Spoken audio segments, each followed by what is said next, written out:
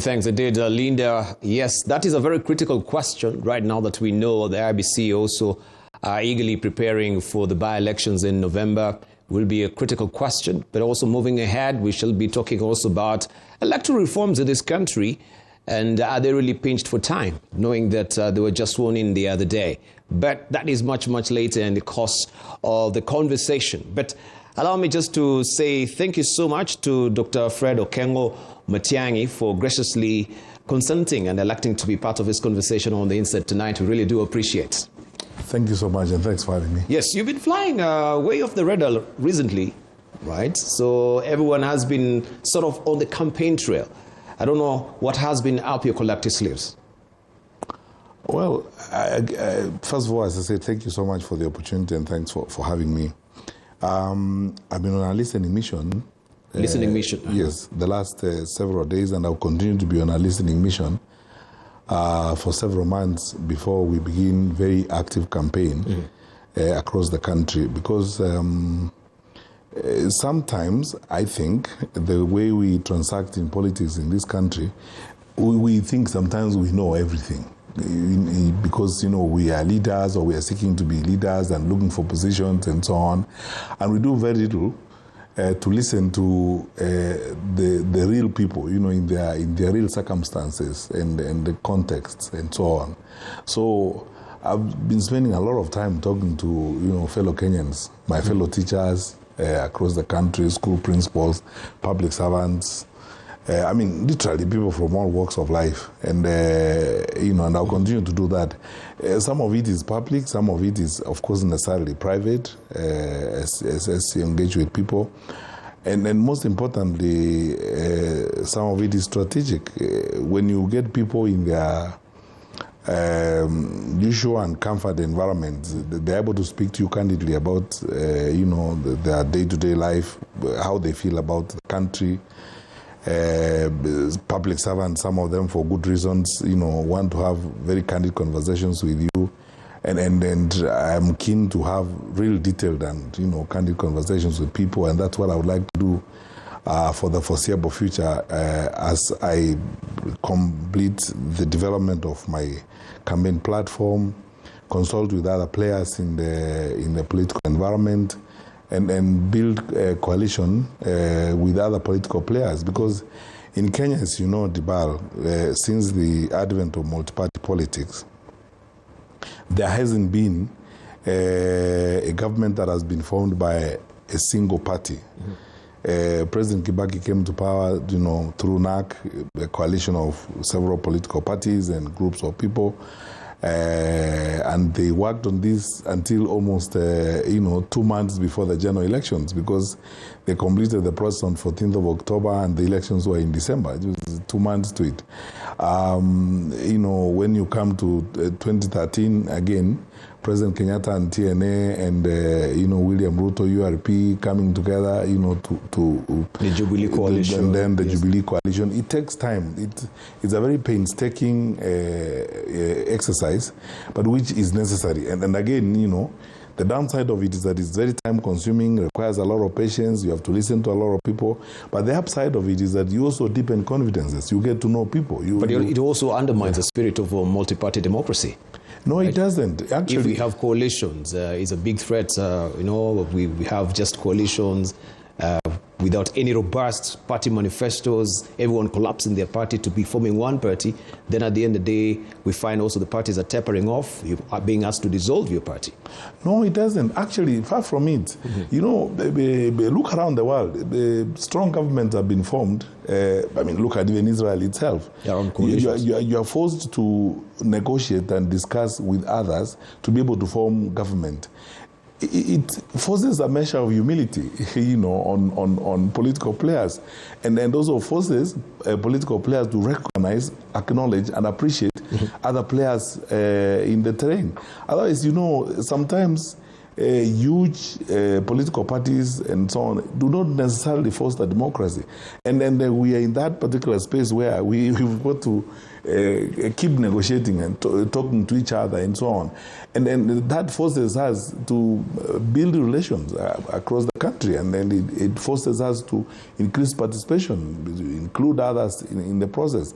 Otherwise, as I said, the downside of it is that it's sometimes painstaking, it takes a lot of time, and it's very taxing in terms of time. But truth be told, the upside of it is also that you get to know each other, you get to know the country, you get to understand people and various groups and interests, so that when you end up as a leader with all these people you have worked with, you're likely to be more responsive to people's challenges and more responsive to the circumstances that you're working with, because you have walked the journey together over a long period of time, and through that you have learned things you probably would not have learned if you just depended on a huge political machine. Thank you.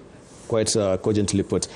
I will inclined to wonder, many Kenyans feel that past presidencies have been over-promising and under-delivering.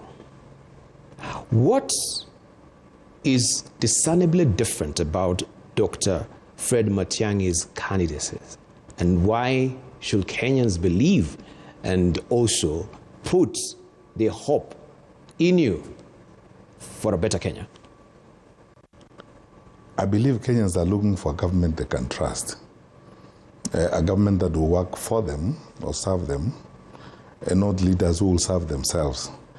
I don't think Kenyans are looking for, some benevolent dictator, heavenly given gift, self-praising, all-knowing, most everything, to lead the country or to manage the country. Kenyans are looking for people who understand the challenges of the country and are ready to work with them to solve those problems, and not to lie to them as a way of getting along in life. The difference is that, unlike some people who are seeking leadership in this country, I have been in public service. I served as a cabinet minister for 10 years. Mm-hmm. And I confronted some of the difficult challenges at the time.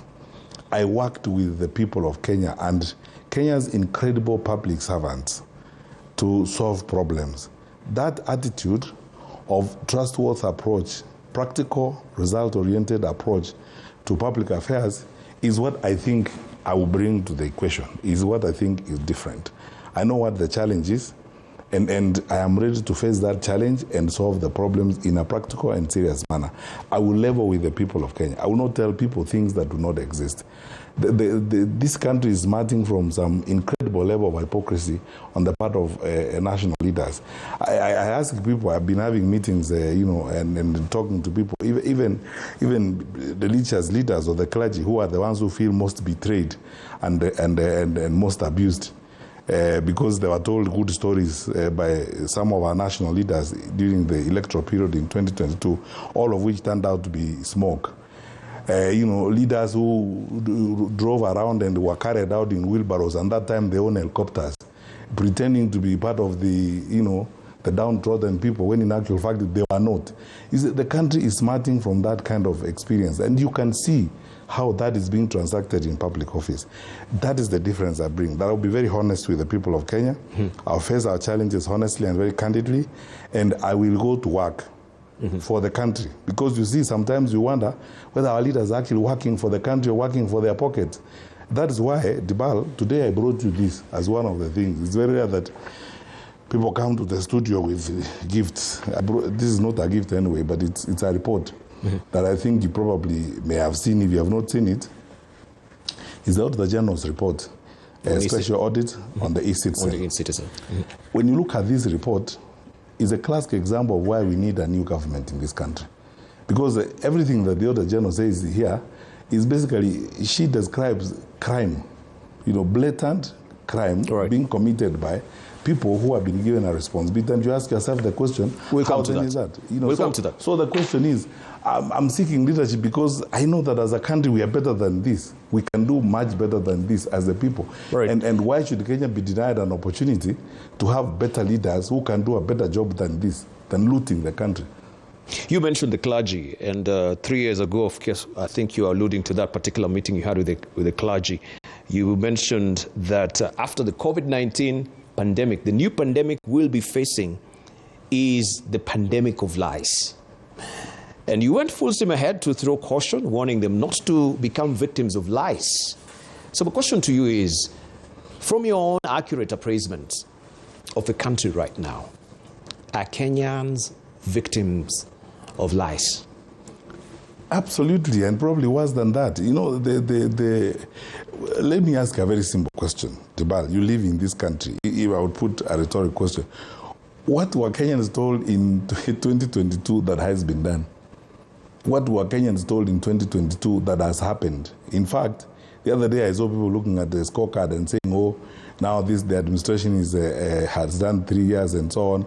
And then someone was asking me, how would you score them if you had to score them? I would say I would give them a D-. Because you see, the question is, if people tell you one thing and they don't even do it, or they do the other, or lie to you blatantly, I think people must have lost count or even lost the ability to document the level of lies that the public has been told. And I ask again, what is it that Kenyans were told through that campaign period by the administration that they have done?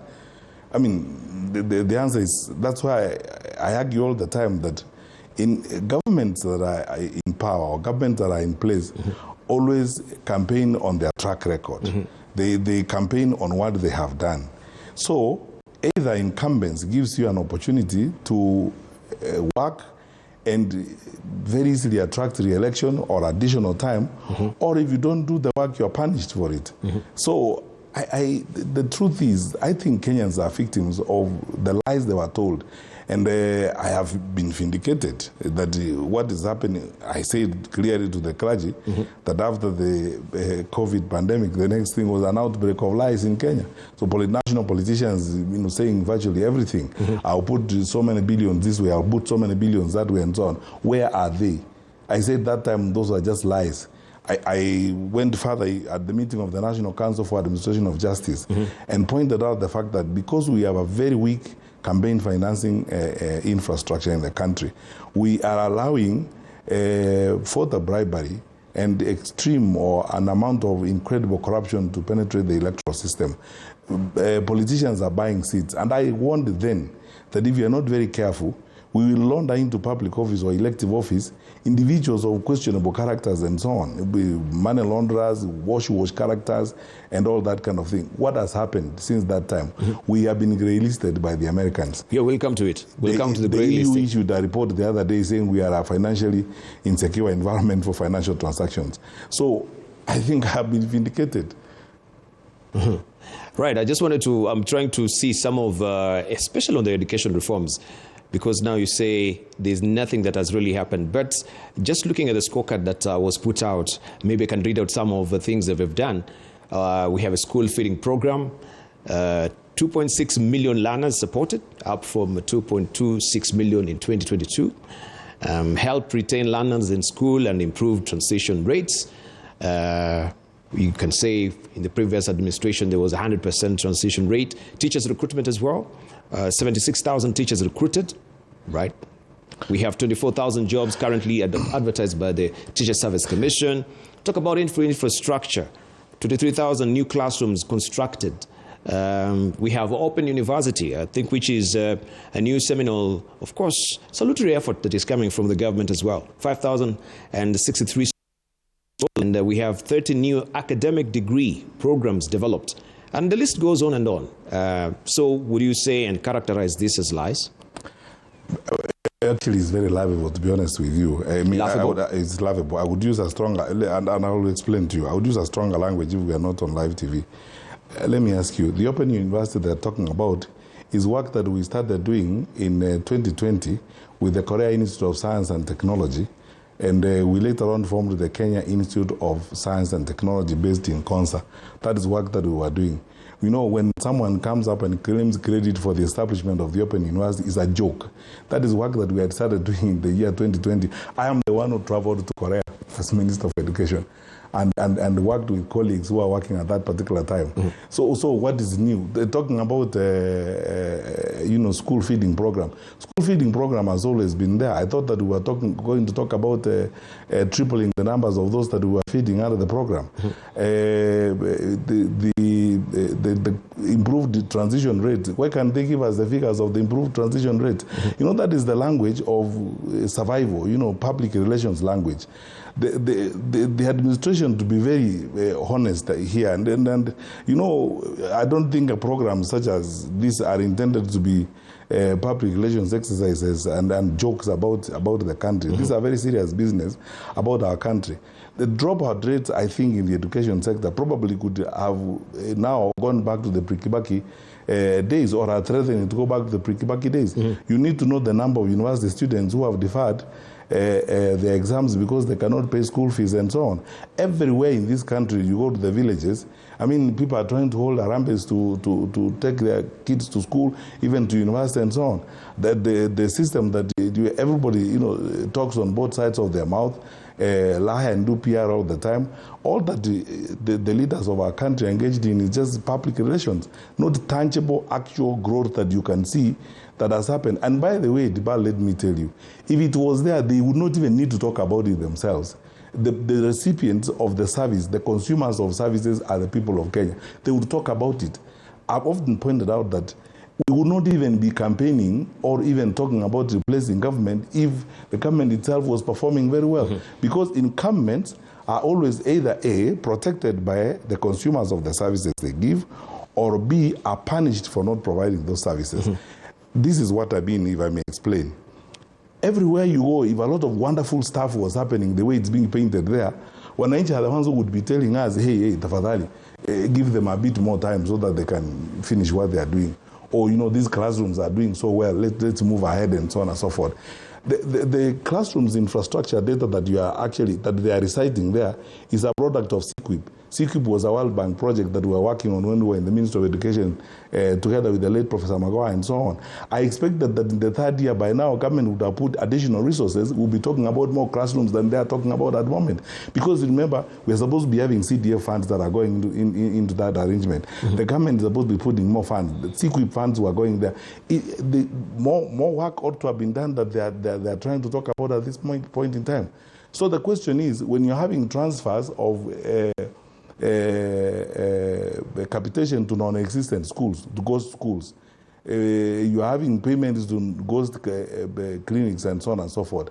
I mean, how can you claim credit and claim development in a case like that? But do you think this is a capitation to ghost schools? It is just currently on this particular regime? When you were the Minister of Education, you want to tell me this was not also thriving under your watch? Never happened. Or it was unbeknownst to you? Never happened. The frustration about this is that, and I think Kenyans know this, we worked together with the World Bank in the education sector to introduce NEMIS, the National Education Information Management System. I don't know why that program was abandoned, because you see, we were all looking for accurate data in the education sector, because accurate data is what will enable you to do the correct transfers and the right transfers of resources to the schools and to whichever sectors that you are trying to put resources. For unknown reasons, I'm told that program was abandoned. It is the absence of that accurate and reliable system of data, or sometimes the deliberate effort that leads to transfers going to schools that do not exist anywhere in the country.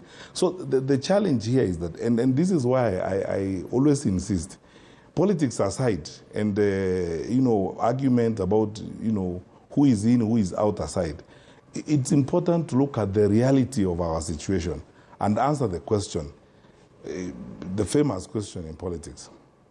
Are you better off today than you were in January 2023? Across the board. Are you feeling better? Are you feeling secure?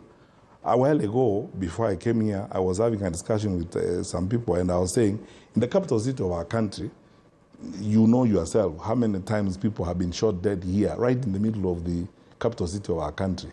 And then this continues on and on and on again. Proliferation of small arms. I don't know what we are doing with the way we are managing our borders. And so that the rates of crime are moving up. The statistics are there to speak for this. The issue is this, Dibal. We can argue about all this because of politics and so on.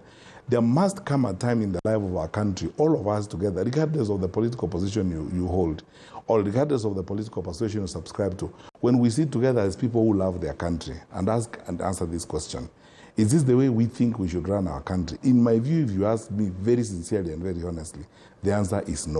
So what then should we do? That's why when people tell me, these days I hear some people are saying, Matiang'i doesn't abuse the system enough or hit the system enough and so on.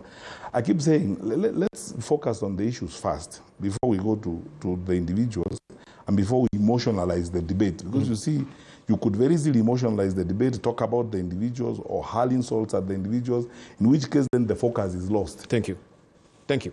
All right, but still on hovering on academia. Recently also we saw teachers who went to State House, and there are claims that each was given 10,000 shillings. If you can dial back, the time machine, and you were the CS of education, will you have accompanied the teachers? I wouldn't do anything like that. Some of these things are jokes that you feel, you feel very angry about. A country like Kenya, and this is the reason why, Dibal, I'm telling you, Kenya is better than this, and we all need to summon the energies and efforts we can master to help our country move in the right direction. But let me answer your question more directly. Dibal, you take 10,000 teachers to State House. These are leaders of the teaching profession in the country, whether they are Kupet or KNUT or whatever. Yeah, but is that a confirmable fact that they were given 10,000 shillings? I don't know. It's very speculative. It's speculative. Yes. I don't work for State House. I don't know those characters who do those things, and they are very liable things I wouldn't do myself. Then you go and give them. Let us assume that because we are all working on reportage, let us assume that reportage is correct. If you have 10,000 teachers at State House, you give them 10,000 shillings. That's 100 million shillings. The teachers' medical cover insurance, that line item for TSC is 17 billion shillings. If you look at how that tender was executed and how the teachers' insurance cover was given, those who ended up with that business are the people who are connected to the powers that be. Mm-hmm. The teachers are not getting any health services.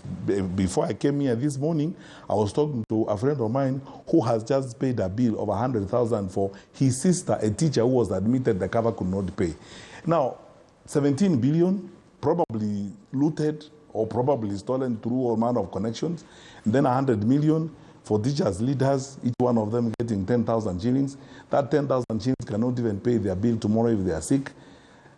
Why do we even bribe? Why does the government bribe people? Why as a government do you bribe people? Why should we be raising hesitation if we have the teachers who are going there? We've had also the business community going there to meet the president. Other communities have been going there. So why is everyone really taking special umbrage with the teachers going to State House? No, by the way, would you? By the way, I wouldn't have a problem. The president should meet his citizens because those are the people who have employed him. But the question is this: is that the format in which management of issues is supposed to be done? Are we supposed to do that? Would you get 55 million people to State House every other day and give them 10,000 shillings each? Or else, if you wanted to be fair to the teachers, then surely then every teacher should find in their bank account 10,000 shillings at the end of this month, since the president is behaving like Father Christmas and is happy enough to give them 10,000 shillings each. Why give only those ones who are the leaders? Let then, if it's a gift from a magnanimous, benevolent, God-sent president, let then each one of them get 10,000 shillings in their account. The question I'm asking is that really the right way we should manage public affairs? If you ask me, in my honest opinion, I don't know, but in my honest opinion, I don't think it's the right way. So you ask me the question, is that something I would do? The answer is no, I wouldn't do it. Because it doesn't make any sense at all. Because you have people in a jamboree out there.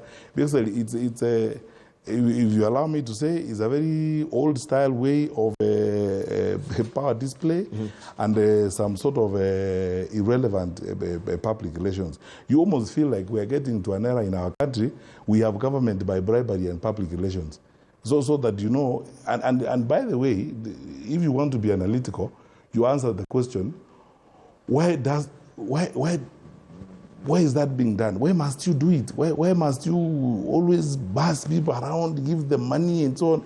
I mean, governments do things, and when people feel the things they do, and go ahead. Leaders have conversations with the other leaders and move the country forward.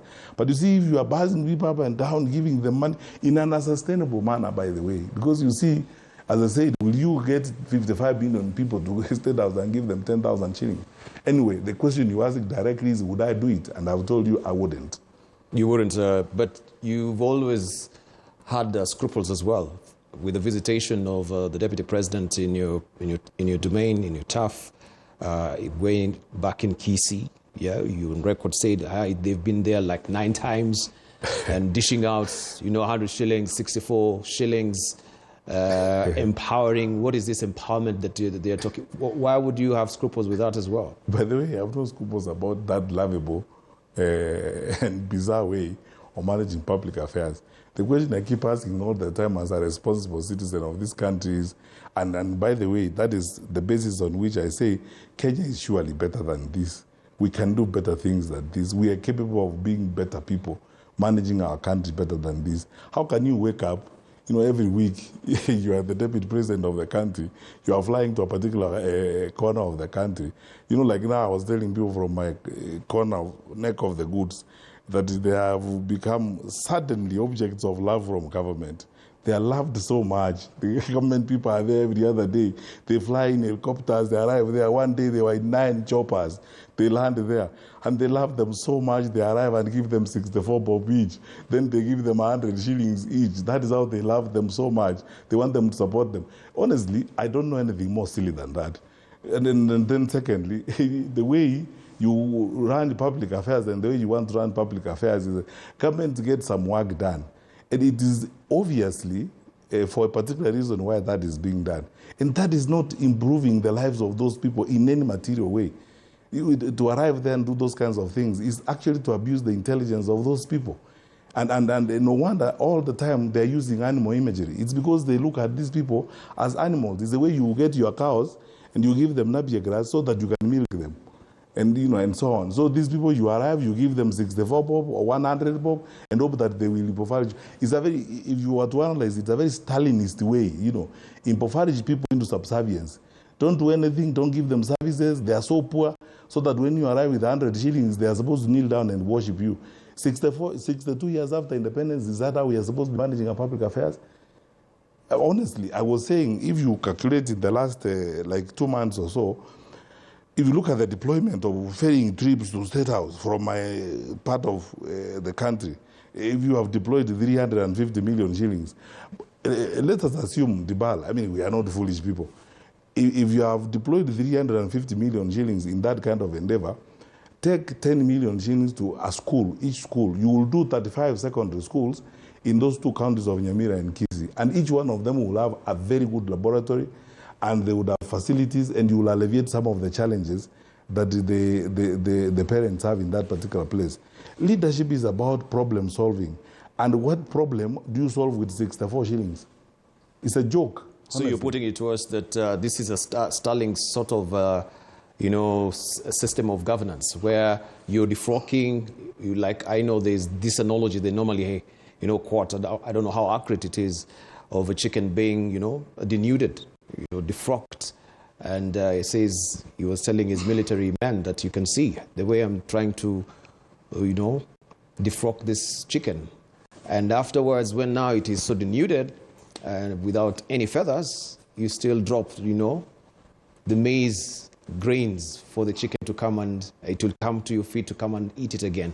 Is this what politicians are doing?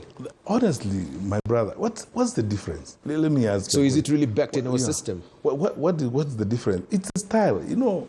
It is a political ecosystem that has been set by the leaders of the day. The ecosystem is driven by, don't reason with people. Don't engage with them and don't work for them. You don't have to work for them. Why work for them? Loot their money and loot their wealth. And small change you say from the looting, you can show it off by giving the money. And when you give them that 100 shillings or 200 bob, you are such a hero. You are supposed to be worshipped because you are called a great man because you are the one who brought 100 bob or who brought 64 shillings. And not when you do tangible things. Do you imagine? And I want you for a moment to pause. You know, fortunately for us, those of us who are in this day and age, we have lived through administrations where work has been done. Do you actually imagine, do you foresee, if you close your eyes in your mind's eye, President Mwai Kibaki be doing those kinds of things? Do you imagine President Uhuru Kenyatta, for example, spending time, you know, be smiling and feeling nice that people are being given 200 bob, 100 bob? You know, what are we actually doing with our people? And yet, you know, we would put these resources in tangible development work and then also have conversations with our people. There's nothing wrong with doing political work and even trying to convince people to get out of what they believe to do something else. But is this the way? And how long will you do that? And to what effect in the long run? And then in the process, Dibal, 2/3 of the things that are being said there are just lies. There's no truth in it. If I come to your district and tell you I'm going to do a road from here to that point, these days, the budget is in Parliament, the figures are there, and people can go and check what is being done there.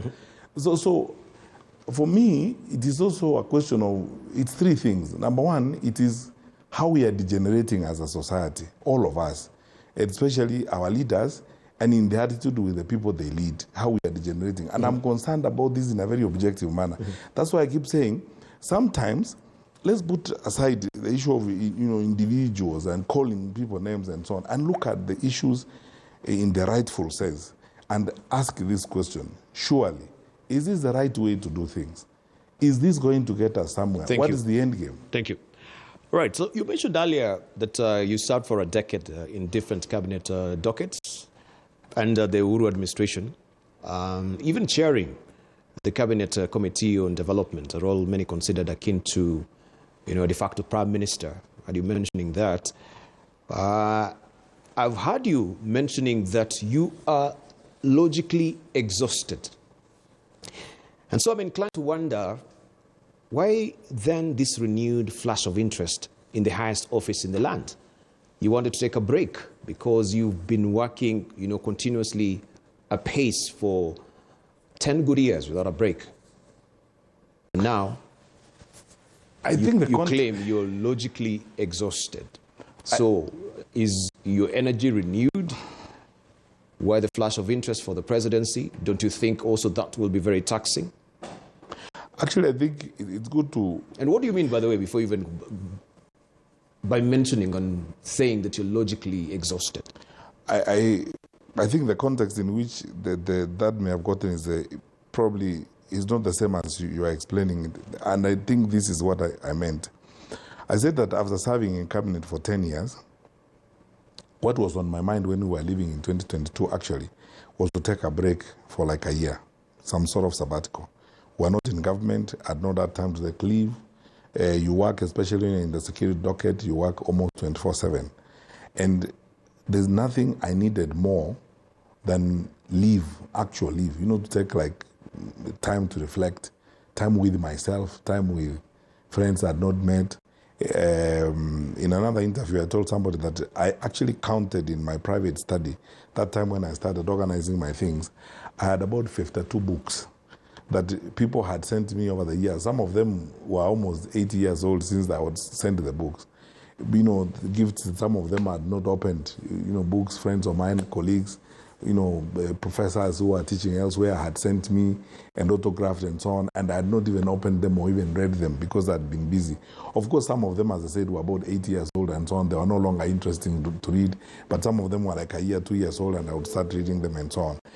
And I thought I would take a year to now, look at all these, look at these books, put them together, and then now reflect on, after that 1 year sabbatical, what is the next thing I would like to do with my life?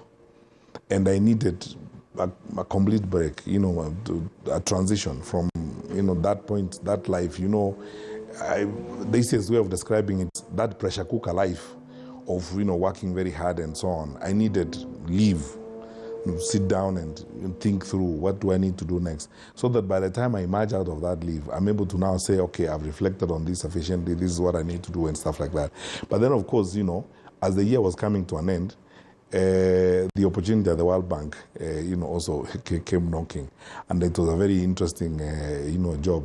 I couldn't turn down the offer. I thought it was very nice. I interviewed twice, and I was offered the contract.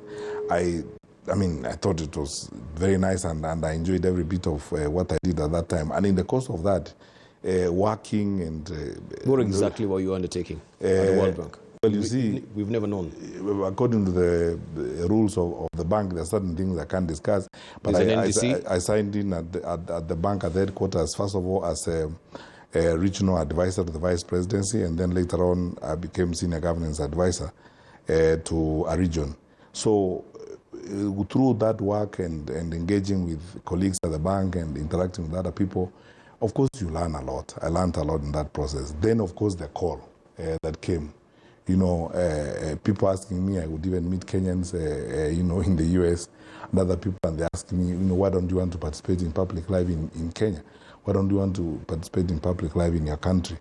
Every time I came here for leave, I would meet people, some of those who are senior and well-placed in society would ask me, are you happy that you can do something to your country, but you don't want to do it because either you are happy and comfortable with your life, or you basically are looking down upon the possibility of going into public life and politics. So I decided anyway, let me make a contribution to my country. So was it an afterthought? If Azimio had won, would you have taken this sabbatical break? I don't know. It depends on whether they have given me an opportunity to serve. I can't talk about what was there. But you were in the smack dab, in the middle of the things operational about Azimio. No. I was not. It's not true, actually. I said that I was smack dab. Or you were the face of it. No, not Azimio. Or that was a perception. No, that not Azimio. I was working in government at that time as a cabinet minister. Azimio was a political arrangement and so on. I know that, honestly speaking, I wouldn't lie here, that even those of us who were in government... So you were not dabbling in politics? When you say, which deep state? I don't understand this deep state. This is a communist, socialist propaganda. Isn't that politics? Well, I was answering an accusation that was made all the time, that, there's a deep state that is against some people. Now, by the way, it's good that you have raised that issue, Tibal. I said at that particular time that was a phantom. It's one of those big lies that were being said and so on. Now, those who are accusing us about deep state are the ones in government and in charge. How is it that 6 months later, they have never published what that deep state was about and told everybody what it was all about? At the right time, there are questions I'm going to ask. There were promissory notes that, yes, we will have, a state capture commission of inquiry. Yes, commission of inquiry. And I've been waiting, because I was one of those who was supposed to go before that commission of inquiry with President Kenyatta and the late General Ogola and so on. I have been waiting for it, so that we go before it and put our piece and tell the country what we know about everything and about others. I've not seen it.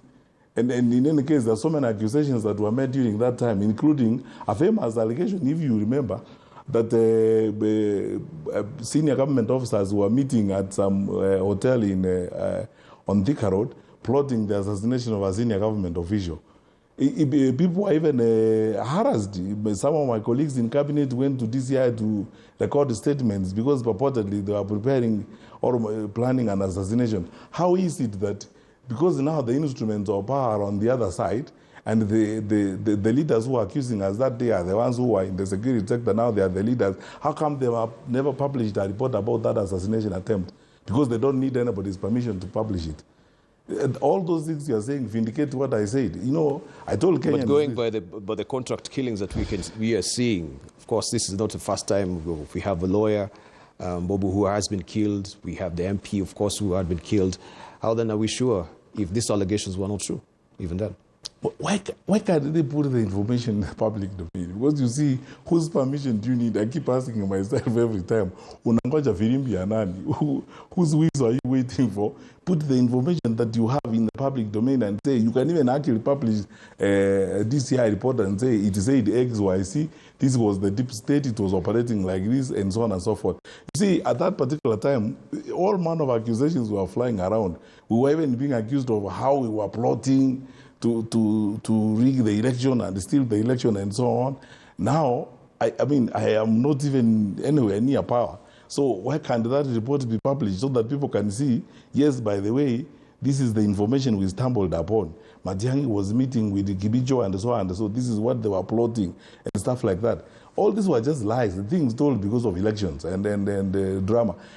The import of that now, because that is now stuff that is gone, the lesson from that is for Kenyans to learn and be very careful about things that people tell them.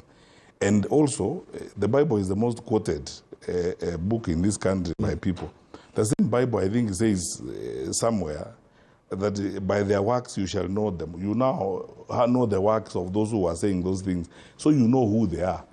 They said those things and so on. Now, another season is arriving when they will say other things. So it's upon the people of Kenya to decide whether they are believable people. Thank you. Let me also hark you back to your docket in the Ministry of Interior. Yeah. Huduma number. It was Huduma number. Mm-hmm. It was a spectacular failure. What is the scientific basis of that conclusion? I took my sleep. I've never had my Huduma number until today. By the time we come, my data, I don't know where it is today. When you're talking about data protection, you are the man, you are the figure, and you're very coercive.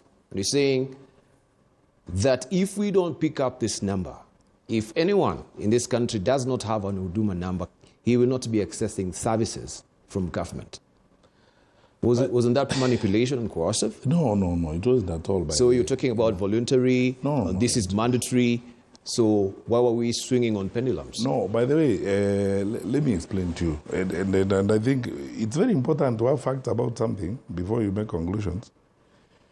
The intention behind the Huduma number registration, the tragedy is that this administration did not complete that, and they started innovations around it, and I'll explain to it if you give me time, was to create what we call a single source of truth, a UPI, a unique personal identifier for everyone, so that you aggregate all the data sets we have from the births and deaths, registration of IDs, the driving licenses, passports at immigration, and so on. If you lived in countries which have achieved this, like now India, Finland, of course the US is the one that started this long time ago.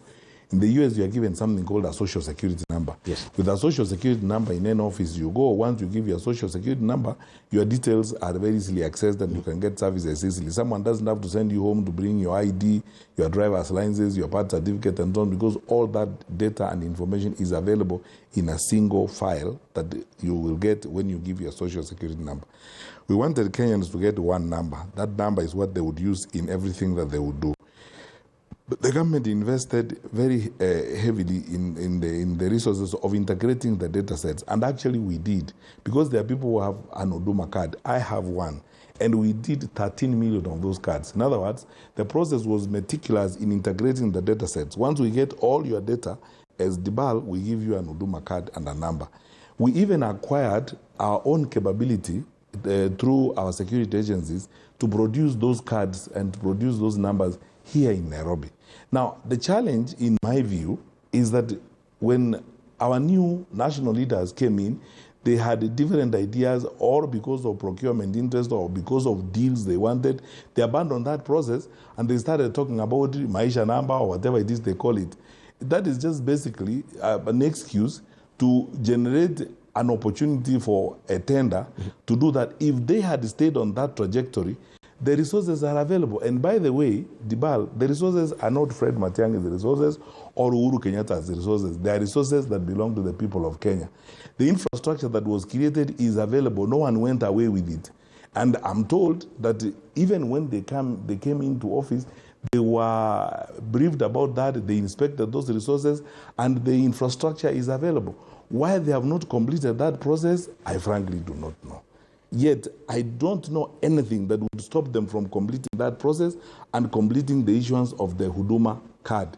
And I am willing to say this, and I can repeat it anywhere in public, that there was nothing more needed, and there was no need for a new tender to do anything. All they needed to do is to continue the process of integrating the data sets that we were doing, because we had already done over 13 million of those, and by this time they will have completed integrating all of them. Every Kenyan will be having an Huduma number. So, still under your watch, we had legal issues, of course, in the compliance, looking at the policy and the oversight deficits.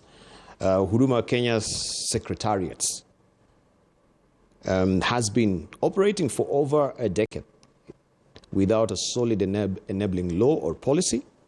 You mentioned the Auditor General with the e-Citizen. She's here now reporting for the financial year 2023-2024, flagged that the Secretariat established in 2014 is not backed by legal or policy framework. And because of this, its operations legality is in question. It also noted that the oversight bodies, e.g. the Service Delivery Summit required by the Gazette Notice, are not clearly functioning as intended. This was under your watch. And I've heard you also mentioning that everything that you do, especially when it comes to legal framework, you work in concurrence with the given bodies that are there, including the Auditor General and the Attorney General, especially the Attorney General when it comes to legal matters. So how did this slip through your fingers? By the way, there was no statutory requirement needed to functionalize the Huduma Center. I need to explain this. Huduma Center is a very simple concept. It is pulling together public service centers to work from one place.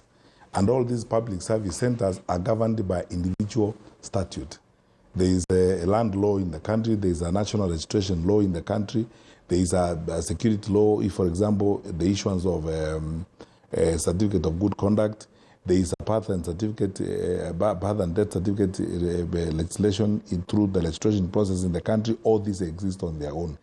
Huduma Center essentially is pulling all these people. Instead of them working from the individual offices, you put them all together to work under one roof, so that when a Kenyan wants a service, they may go to replace their lost ID and at the same time get a certificate of good conduct. Instead of going to Nyayo House to replace the ID, then they have to walk all the way to Kiambu Road to get the certificate of good conduct. They can get both of them at the same place. You do not need a law to do that. So you don't need any policy framework? The Gazette Notice was it's by executive order, and you know the law allows that. The President issued an executive order because it's essentially an administrative function completely.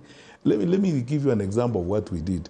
The international staffers in the country through the UN, because you know we have the largest UN office in Nairobi, you know, in the south. The largest UN operation in the south is in Nairobi, and because of that, you know, international staffers who come to Nairobi sometimes have got to go to Nyayo House to check their permit. Mm-hmm. Those who have to get Kenyan driving licenses have got to go to NTSA and so on. The previous Director General of the UN, Bangula, petitioned the President and said, you know, look at the distance traveling from Gigiri, you go to Nyayo House, Gigiri to Upper Hill to look for your to NTSA. Are you able to get all these services in one office in Gigiri so that our international staffers don't have to suffer? We asked her a simple question: do you have a room? She said, yes, we have a room. Mm-hmm. Then we went down the list of the services that are needed. You need driving licenses. You need passport or immigration services. You need registration if you bring, you know, workers who are not, staffers who are not part of the UN who need a work permit and so on. You need to go to Nyayo House. Mm-hmm. When we listed all these services, we now went to the agencies and asked each of these agencies, second an officer from their agency, to go into that one room at the UN. And then we said, UN staff don't have to travel to go to Upper Hill to look for a driving license. They don't have to travel to go to Nyayo House to renew any document.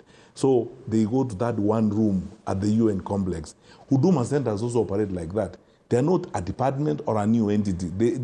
These services are all being pulled in one place, in one center, so that citizens can find them there. Instead of you walking to Upper Hill to look for your driving license, then you go to replace your ID in Nyayo, then you go to Kiambu Road to get a certificate of good conduct.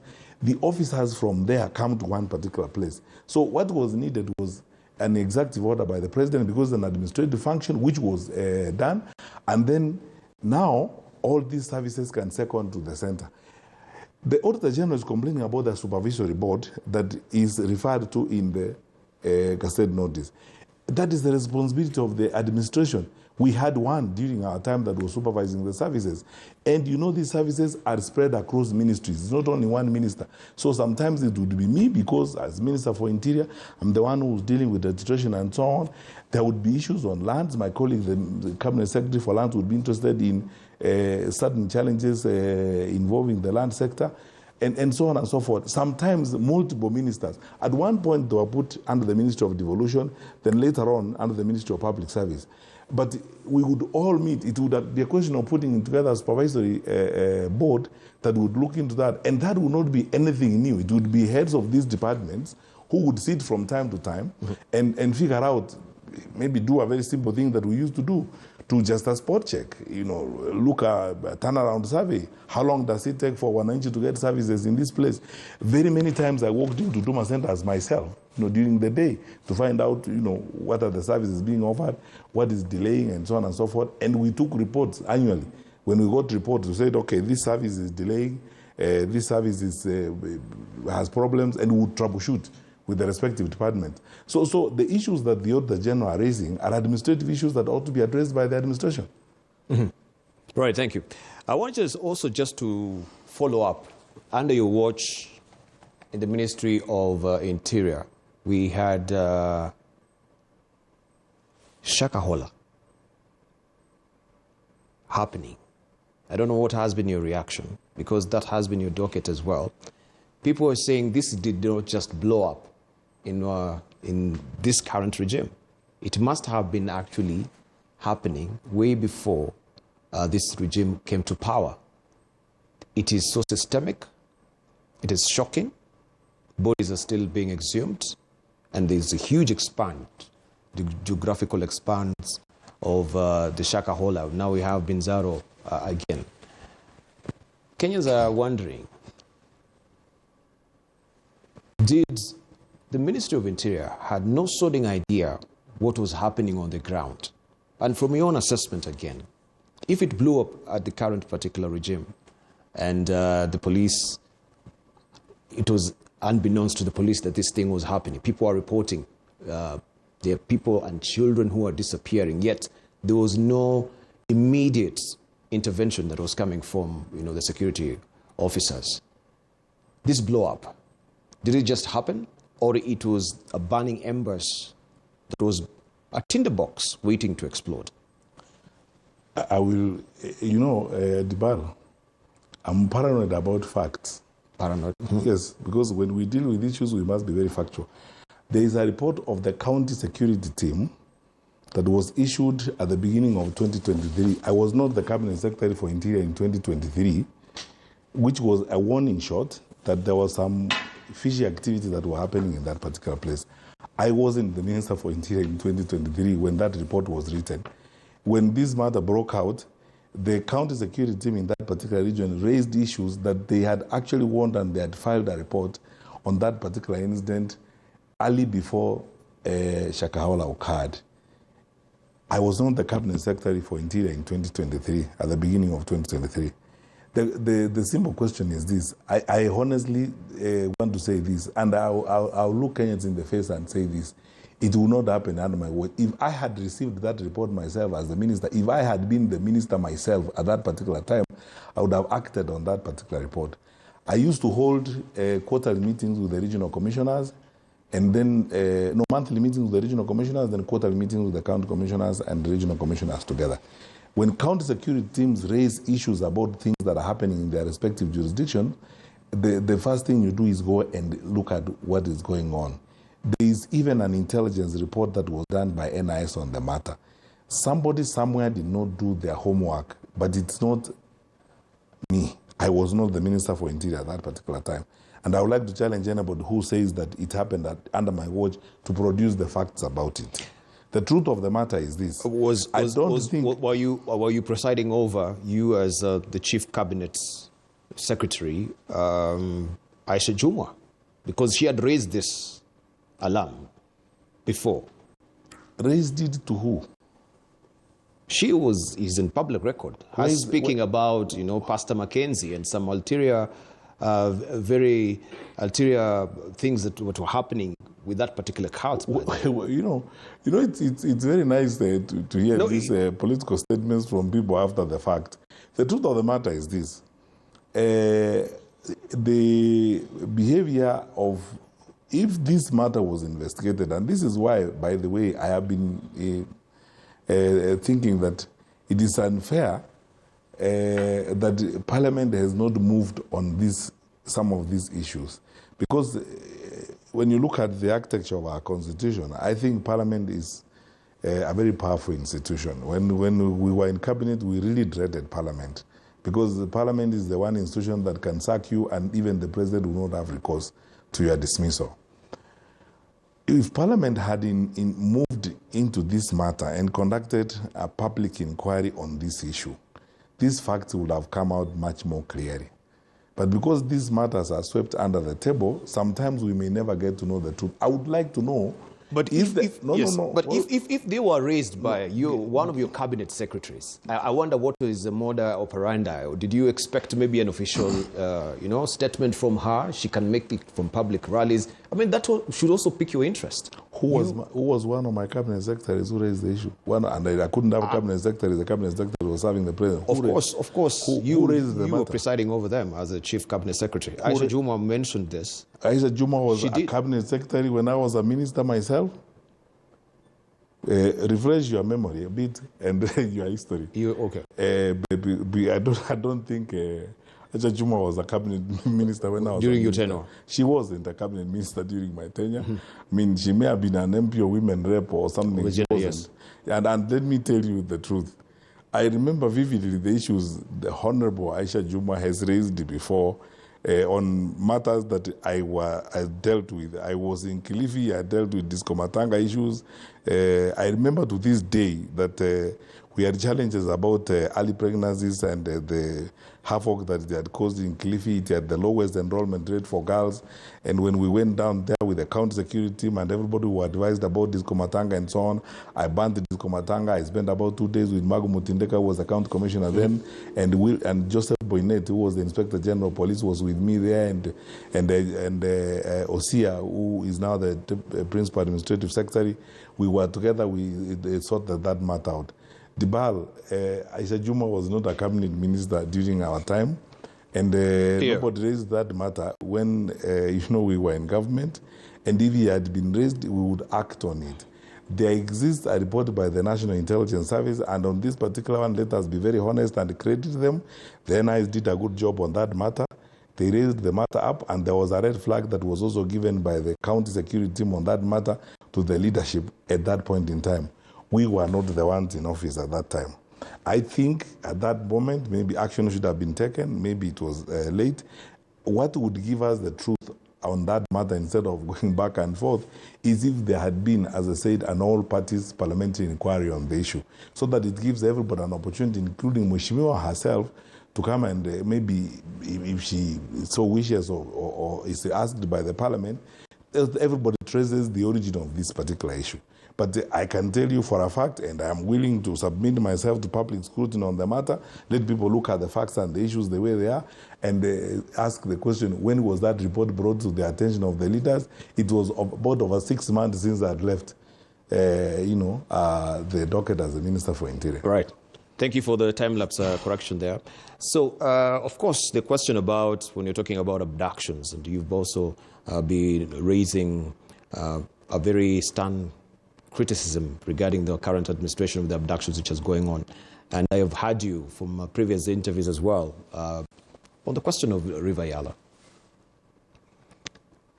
What would you tell Kenyans about, because this was happening also under your watch, this Minister of Interior, that you had no sodding idea about these incidences of the retrieved bodies from River Yala? Immediately it came to our notice. we did what the law required us to do, namely launch immediately an investigation into the matter.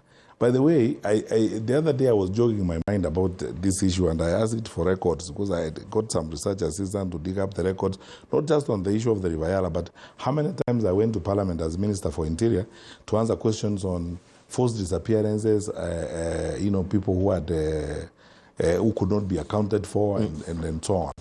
And I discovered that in my tenure, I had been invited to Parliament 3 times on issues related to the forced disappearances and individuals who could not be accounted for.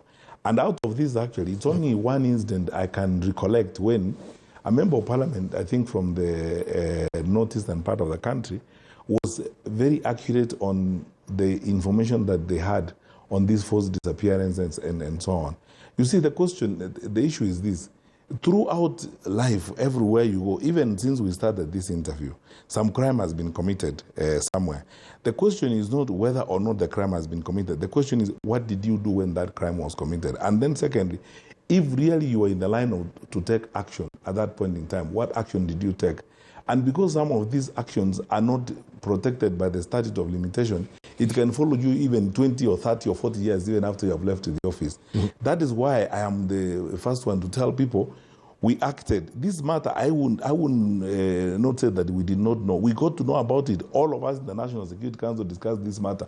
If you go to the records of the National Security Council, you'll find minutes during which we discussed this matter. The Inspector General of Police, the DCI came on board, the Director of Intelligence then, and everybody. And we concluded at that particular time as a National Security Council that between a public inquiry and an investigation that would file a report, let's open a file and commence investigations on the matter. And as I've said before, we never left. Government is acting in perpetuity. It exists beyond the individuals who are in office at any point in time. If an issue has happened, for example, here, and people feel it has not been properly investigated, nothing stops the government from investigating it afresh if they feel there's new evidence coming into it and so on and so forth.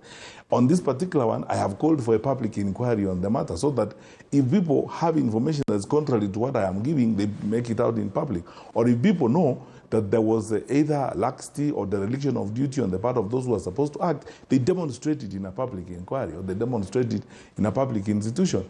We acted as the law required us to act. It's like people ask me, Dibal, how did you people allow, sometimes I go to meetings and people tell me, where were you when the elections were happening? We don't believe these elections were free and fair. The election could have been rigged. How did you as a government allow, like someone was telling me the other day, you as an explanation, how did this happen? And I tell them, go and read the law and have someone help you understand it. When the electoral period begins, their powers you will not exercise as Minister for Interior. Elections are a matter of the chairman of the Electoral Commission and the Commission. They begin acting. Under the law, I can't order the chairman of the Electoral of IEBC. If, for example, I also wonder, like in the case of 2022, I also ask the question, why did the IBC suspend the gubernatorial election in Kakamega and Mombasa? To this day, I don't understand. I was not the chairman of IBC. I was not even a commissioner. I didn't have powers to ask the question, or I didn't have powers to force the late Chebukati and his people to do something. There's nothing I could do. The law has got the same shortcomings. It places you within a framework where you have to act within the powers that you have at that point in time. The question is, did you act? Yes. If people feel it was insufficient action, that's why I'm saying let's have a public inquiry. So you feel it was insufficient from your assessment? No, the question is, I believe you don't take responsibility? I believe we did what we were expected to do. And I believe, let me say this on record, we acted very responsibly, like any responsible government would act. Now, if someone has got contrarily... what is responsibly? Because if the rivers is, keep on, shoring up the bodies, they're being found time and time and again, what do you characterize as you acted responsibly? But there is no accountability. If an investigation is going on, Dibal, I want to go over this argument in a very patient manner. If a crime has been committed, you are a responsible person in that particular docket. you occasion an investigation of that crime, and the investigation points you to a particular destination. If the investigation say it is Dibal who killed those people, the law takes over from there, and Dibal is arrested and prosecuted. If, as a minister, I have gone to the National Security Council, and the matter has been raised there by security chiefs, all of whom sit at the National Security Council, we have discussed the matter. Beyond that decision that let this matter be investigated and let the file be open, until the matter has been logically investigated and culprits have been found. You know, but we have an issue. I want to be. Let me just butt in. We have an issue also who is investigating, because we have the National Coroner's Act right now that has never been operationalized. If we had an independent body, we have a forensic laboratory to try and investigate these bodies that were coming from River Yala, we'll, as Kenyans, will feel we are satisfied because we have a Director General who is independent. But if you're telling us about investigations that is being carried out from your own security agencies, how do we know there's no cover-up of what was happening on River Yala? And again, will tell us why the National Coroner's Act has not been operationalized. Since also when, if I may remember, you may correct me as well, it was enacted up to now. We should be having a forensic laboratory that is well equipped and to have independent Coroner Director General. You know, we can split hairs on this issue until the cows come home. The point is this, very plain and straightforward. You know, there's some strange imagination that people have that I'm not able to deal with. The law is as clear as it is. I didn't write it. And then second, when you go into an office, you act, as I said, responsibly. You ask yourself, what does the law allow me to do here? There are some cases where you will even suspect that this matter has been done by so-and-so, or it has gone this direction. You patiently say, the law requires me to investigate this matter and come to a conclusion on the situation. You see, all those issues you're asking me about the coroner's office, why it doesn't exist, and so on. I am not a minister. I am an ordinary individual. I left that docket 3 years ago. Yes, you did, but of course, the Act, even when the Act came into place, you were not the minister then? And then secondly also, please let's stick with the issue that we are dealing with first. The investigations that have happened, there are so many investigations that are not complete because of the complexities of the crimes that have happened before. I have often pointed this out, and I'll point it out all the time.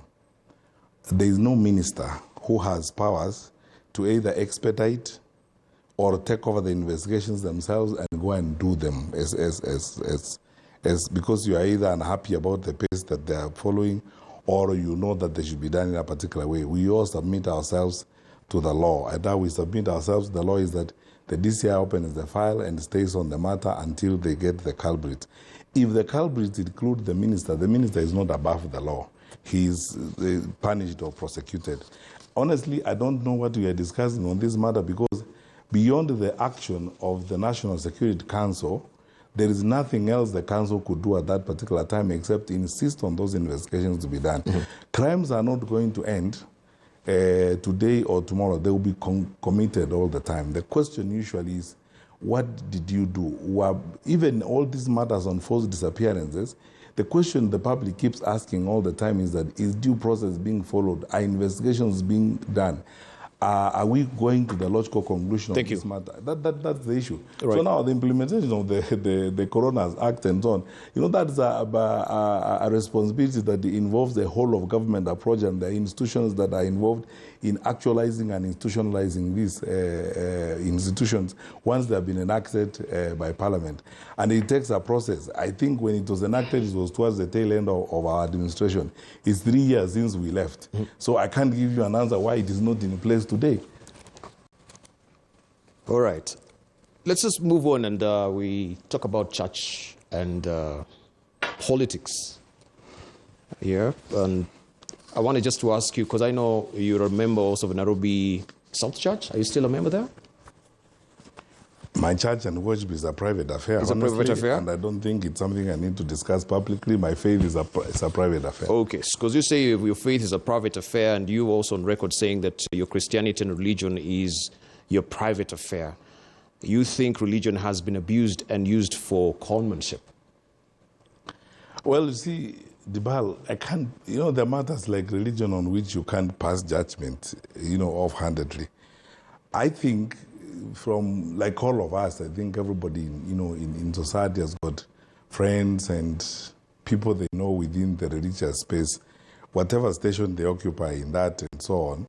The people always discuss these things. There are people who come across and, always they talk about their religiosity or their Christianity or lack thereof and so on and so forth. We have witnessed this. I don't think this is really a matter that it's Fred Matiang'i spoken. It's a matter that everybody sees around about. People ask questions about the things we say in public and the things we do elsewhere and so on and so forth.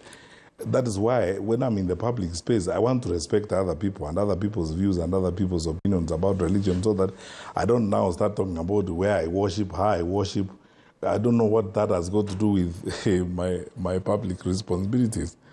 But you see... But we have the spectre of Shakahola, just as we discussed, and I wanted just to ask on that particular, just a quick one, because we had also the task force that went about, investigating what's really happened in Shakahola, the Mutaba Musimi reports, and they are recommending that we should have a religious affairs commission. I'm sort of wondering, if you are the president, will you implement this religious affairs commission? Well, I doubt, because you see, why you would be regulating how people worship? I mean, are you really going to regulate how people worship and where they worship and what they do in terms of worship? In my view, I know that could very easily be challenged because it probably even flies in the face of freedom of association and freedom of worship. Rwanda has done it. I don't know the constitution of Rwanda. Maybe the constitution of Rwanda allows it. The constitution of Kenya, I don't know, it allows that kind of regulation. But anyway, you ask so you will not. a direct question whether I will implement that. I will not, because I will not. Thank you. I would not like to interfere with how people worship. All right, thank you. Yeah. All right, let's go back to politics, and we discuss now the issues to do with your party that you'll be running under. Are you still in Jubilee Party? When was I in Jubilee Party? Because we've been seeing, no. The perception is, he's running maybe with the ticket of a Jubilee Party. And we've had the Secretary General of the Jubilee Party saying, of course, we're fronting Fred Matiang'i. Your correlations also with the president's, the former president as well. There has been that perception. I'm not saying you're in a Jubilee Party. Are you running under, or are you considering running under Jubilee Party? I've answered this question elsewhere, and the same answer I will give you. Please do. As I said, in our country, first of all, it's since the advent of multi-party politics, it isn't common that you would run on one party. You've got to work and build coalitions and have discussions with a number of people. The other parties that have said that they would not mind me being their presidential candidate. But the truth of the matter, as I've said several times before, I was a cabinet minister under the Jubilee administration. I implemented the Jubilee manifesto, worked under the Jubilee president. So for all intents and purposes, actually, my orientation to public service and my orientation to national affairs is essentially contextualized within Jubilee party practice. So if somebody were to talk about my political sympathies and party political sympathies, it leans more to Jubilee. They would lean obviously more towards Jubilee, because if I didn't accept Jubilee's policies and manifesto, why would I serve as a cabinet minister under Jubilee administration?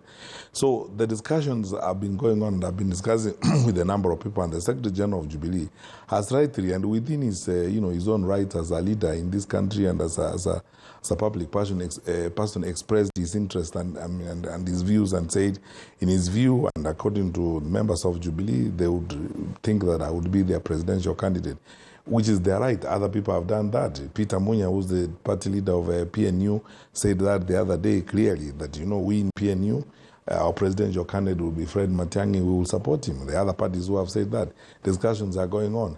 I know that in the long run, I will run, or I will, be a candidate from a particular party.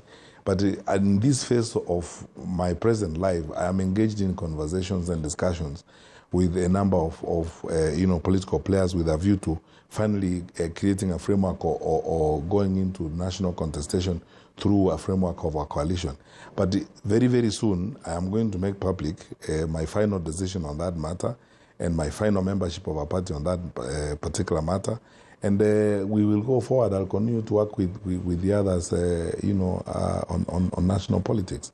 And by the way, as I said earlier, I don't know why anyone would be impatient about this matter, because these negotiations and these discussions are painstaking and they take a long time. You don't have to hurry them. You saw what happened in 2002. You saw what happened in 2017 and 2013, sorry, and so on. If the discussions continue even up to the last quarter of the election year, and then a decision is made at that particular time. So no one has lost time, there is no time here, and so on. Besides, anyway, as I normally say. But if you're still flying under the perception of a Jubilee party, because it's lost favor in the Mount Kenya region as it is right now, if you go on the ground, there's a huge chasm that is developing between the Jubilee party, even as they try to revive it again, and the DCP.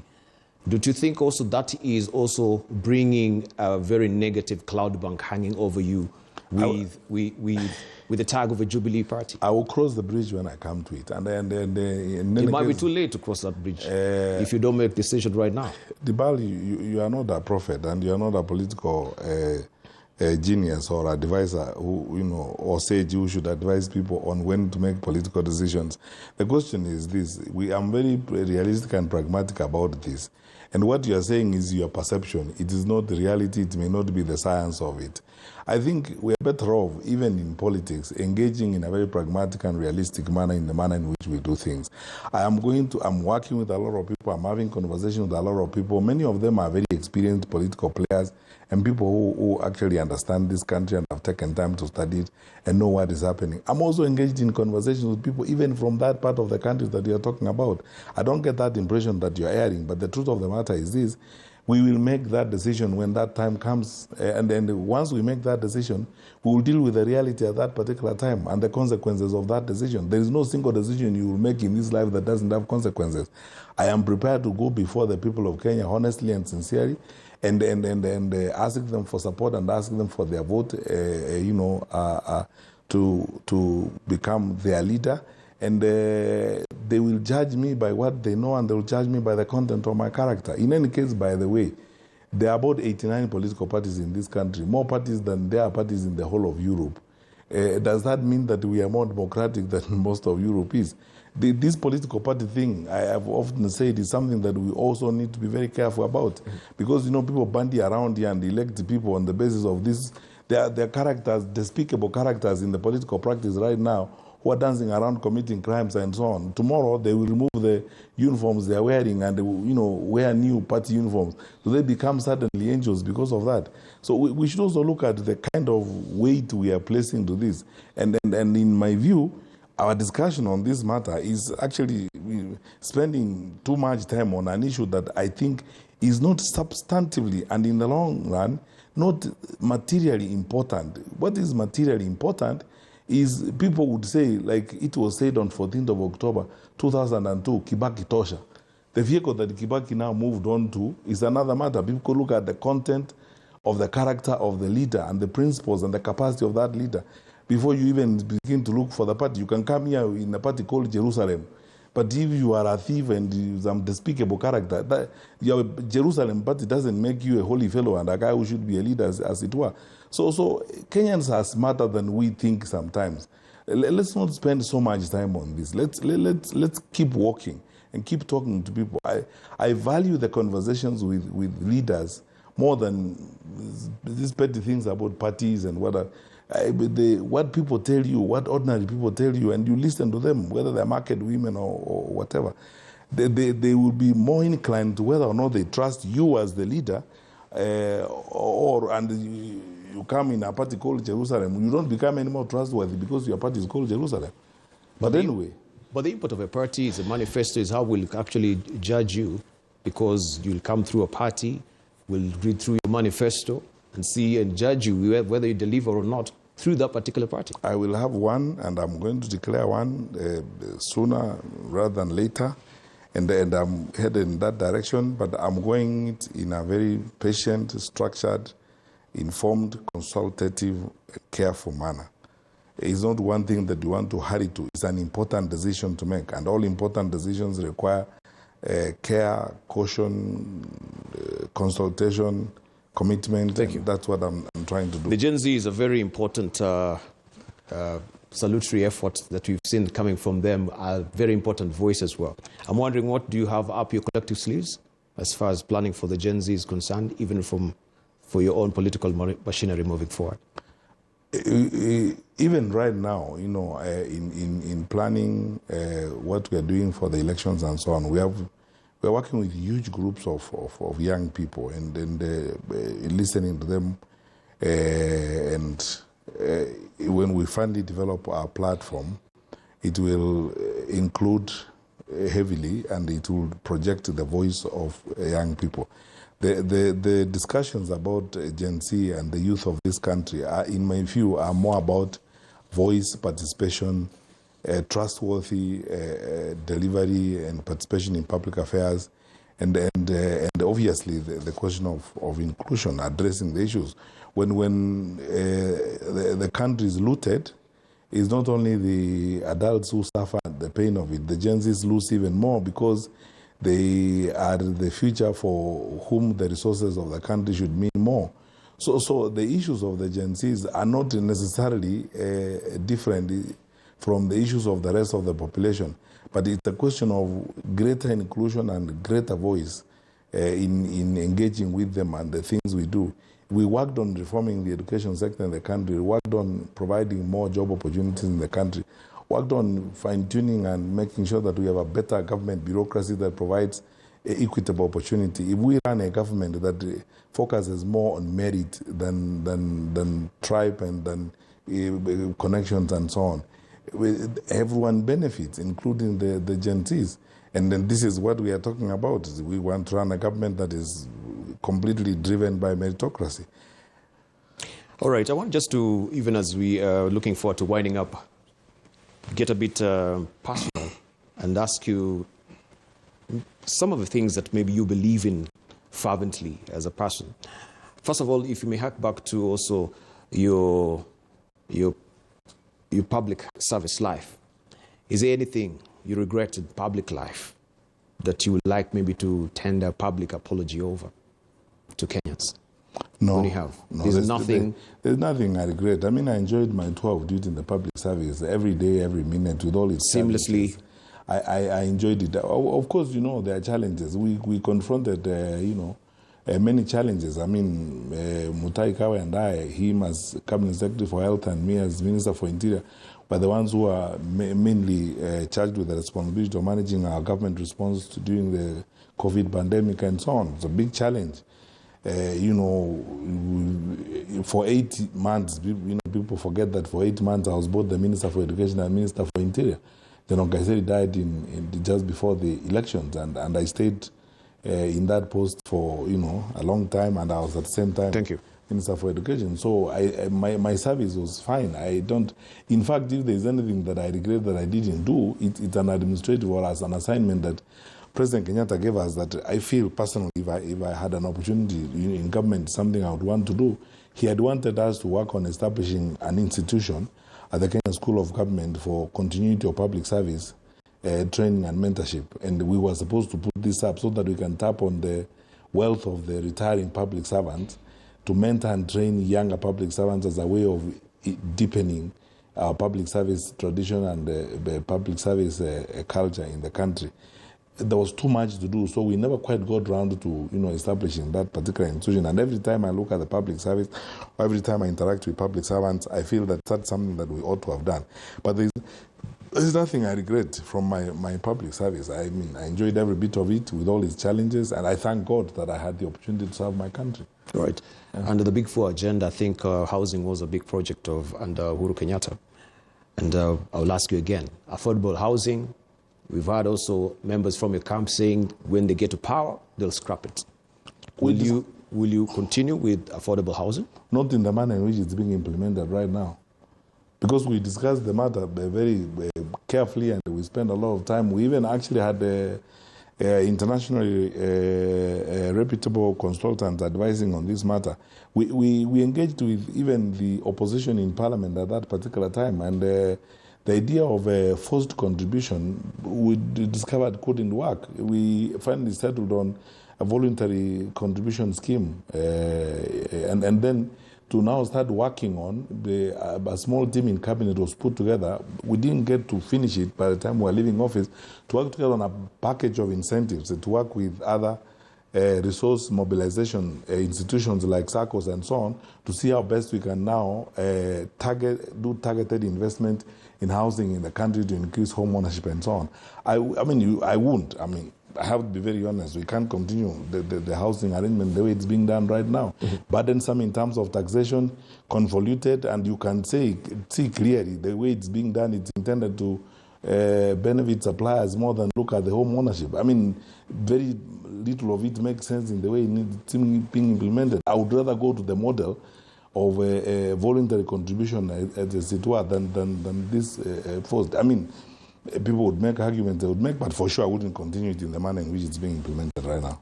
All right, so we're also looking at a very polarized world that we're in, if we may just step out now from our boundaries here in the country. And the question of whether we'll be facing the West or the East will come to bear to you as well. And I wanted to know, looking at the configuration that is happening and the foreign policy even of our country, and we've seen what is happening with the USA as it stands right now with China. What will be your take? What will be your stand? Where will you be facing? I would go back to, the position that President Uhuru Kenyatta articulated was essentially a government's position as a government generally, and that's the mantra that we believed in. Don't bother focusing on the East or the West, focus forward and keep all your friends. The founding fathers of this nation were very keen about non-aligned movement, and engagement. We don't have to get involved in things that we don't have to get involved in as a country that have no value to us. Secondly, the truth of the matter is this, and you cannot, personally, I can't even lie or pretend about it, because some of our traditional partners who are our indispensable partners, like the United States of America, like the EU and the UK, they are our historic partners. They are partners we have worked with for a very long time.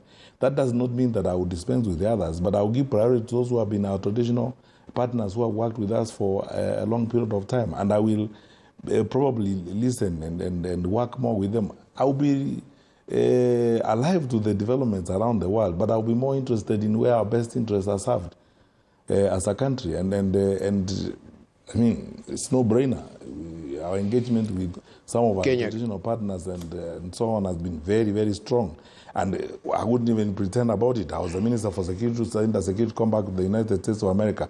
We signed a security compact with the UK, and we worked very well with the EU and the capacity building work they were doing for us in the security sector and the intelligence sharing and the work we are doing.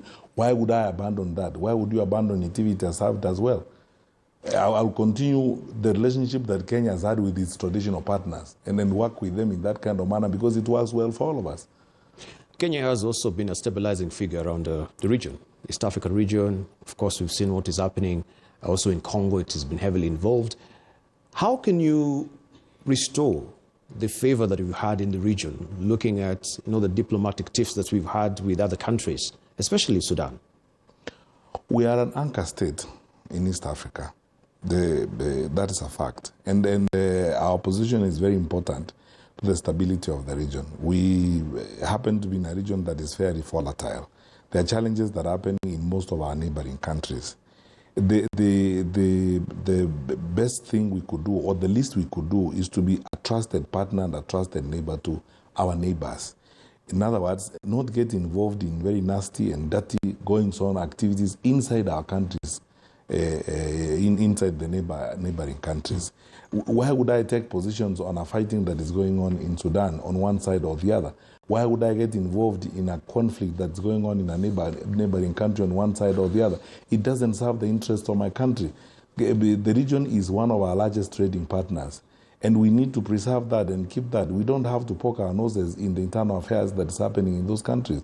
If anything, we need to be good, trusted, or trustworthy partners to our neighbors. That's how we'll maintain our anchor state status in the region, and that's how we'll be trusted by others. We realize that if we are not going to be trusted by our neighbors, then we are going to experience certain vulnerabilities that will eventually affect our economy and affect our standing around.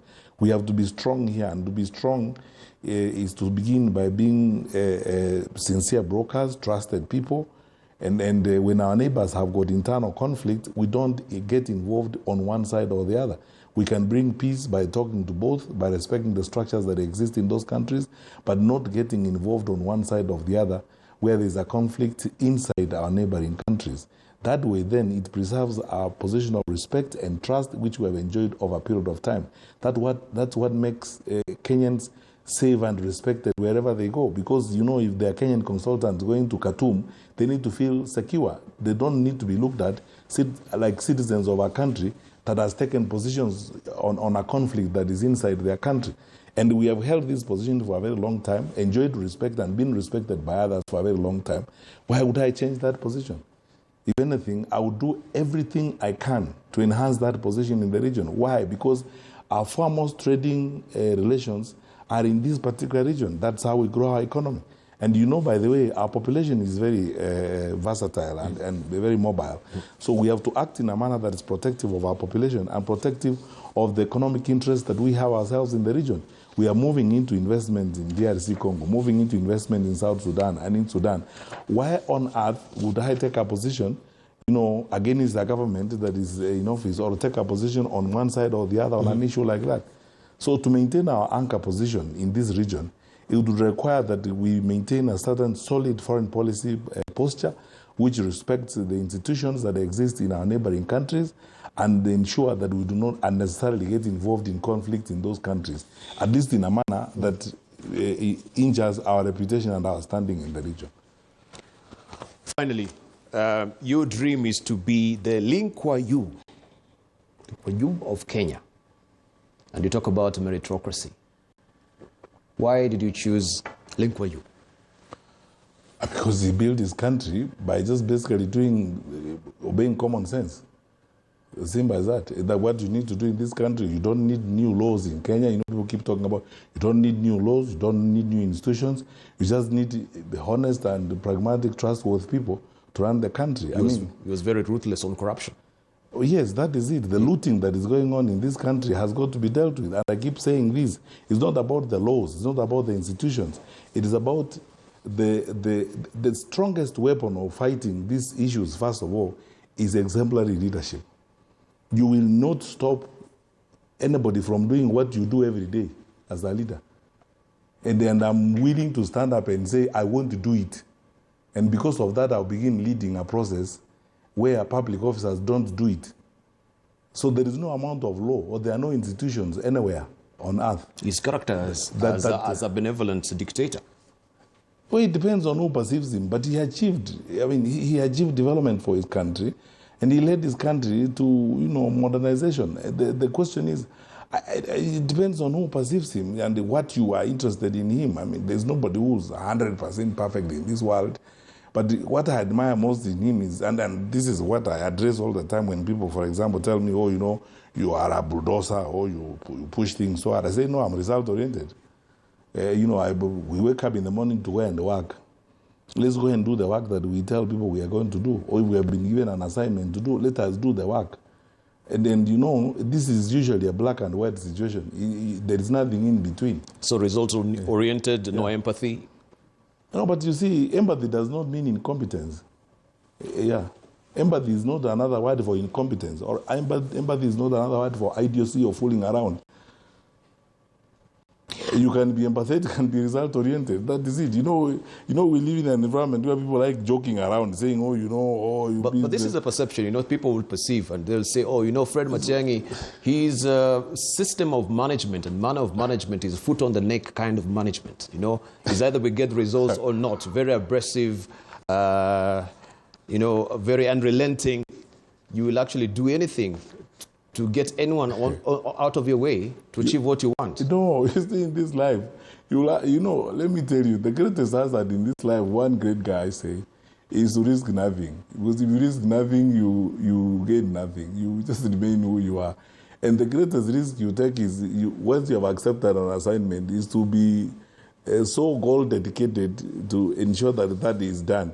And that comes with challenges. And you know, in an environment where sometimes, or in a context where sometimes people don't look at the goal and the results, they may think that you are pushing them. But the results get done. And in most cases, you don't invent the results or the goals. They are agreed within a very defined set and institutional framework of conduct. We are a government. We are not a joke. We have agreed this is what we are going to do as a government. So we do it. Or we go out there and tell people, good people, I mean, like I told people when I reached exams in 2015, I had just become minister, and I apologized to the country. I said, I'm sorry this exam was leaked. As your new minister for education, first of all, I have to tender an apology that clearly this exam was leaked. I have arrived in this ministry today.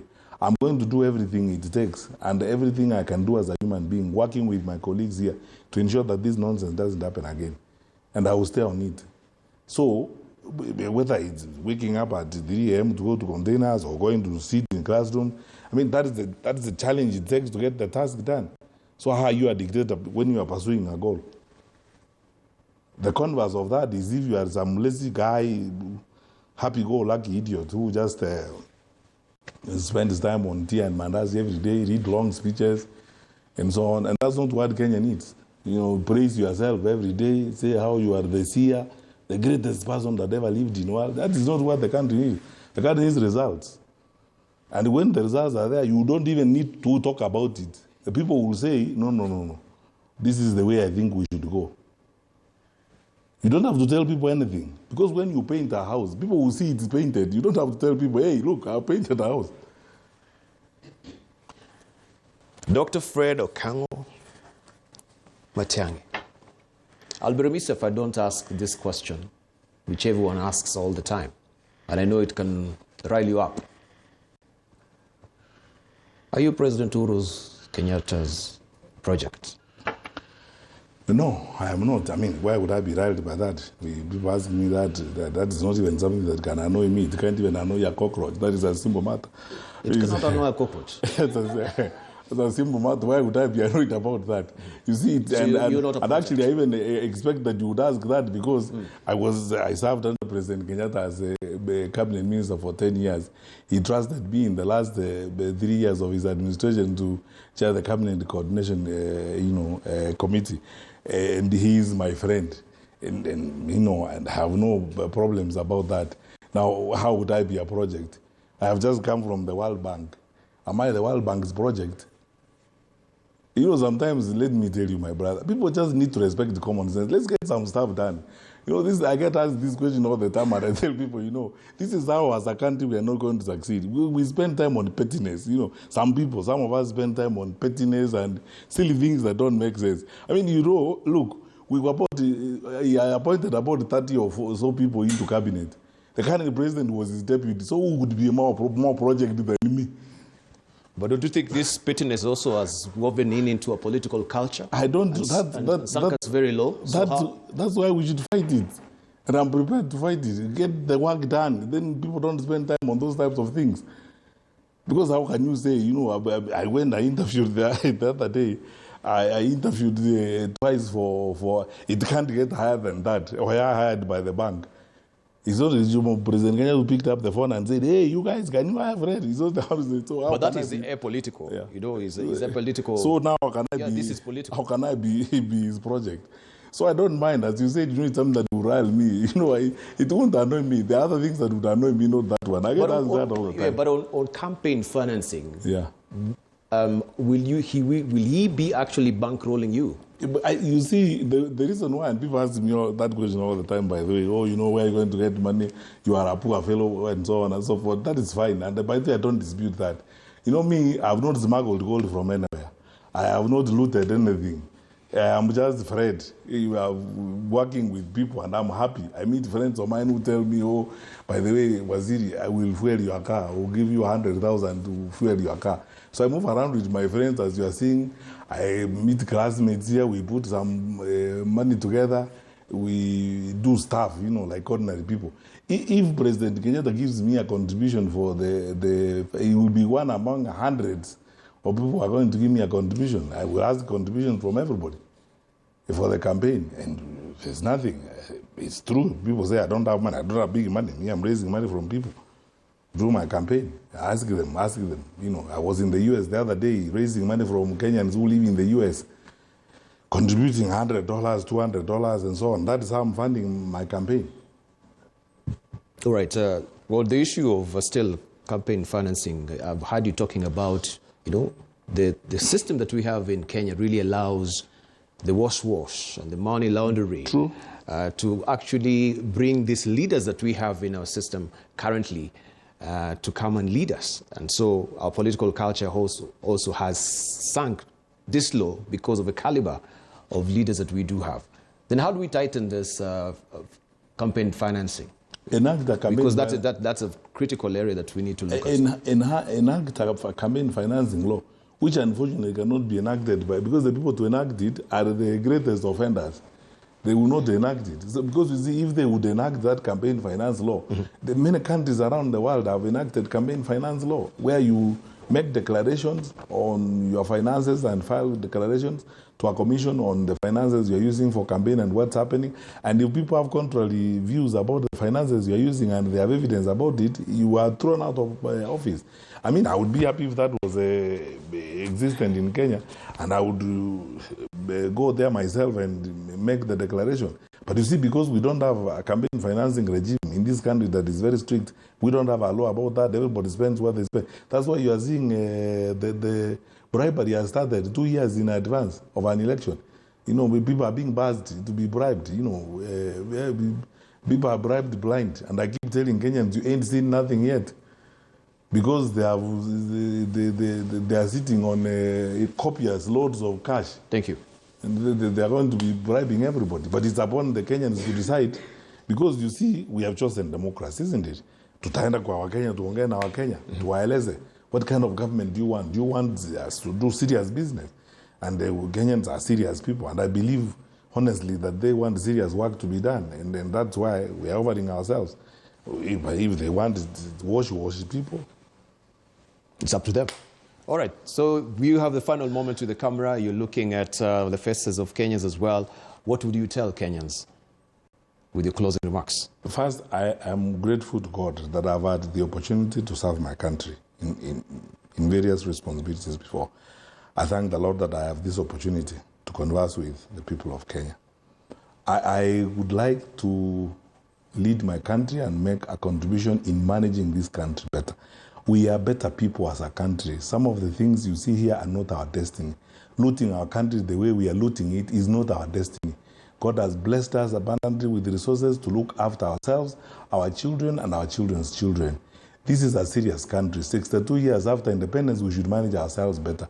I am ready, willing, and available to manage our country better. You know, run our country differently from the way it is being run now, together with those others of goodwill who want to improve the lives of our people.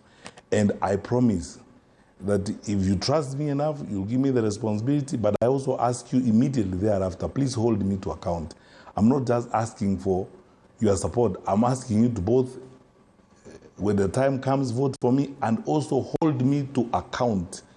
The buck will stop here. I will take responsibility. I will not shirk, hide, or make excuses for what you expect me to do for you. I will do it, and I promise you, I will not let you down. Thank you, Dr. Fred Okengo Matiang'i. Really do appreciate coming through to the Insight. We really appreciate your insights as well this evening, and all the best in your presidential, of course, candidacy 2027. Thank you so much. God bless you, and it's time to go and sleep, my friend. Thank you.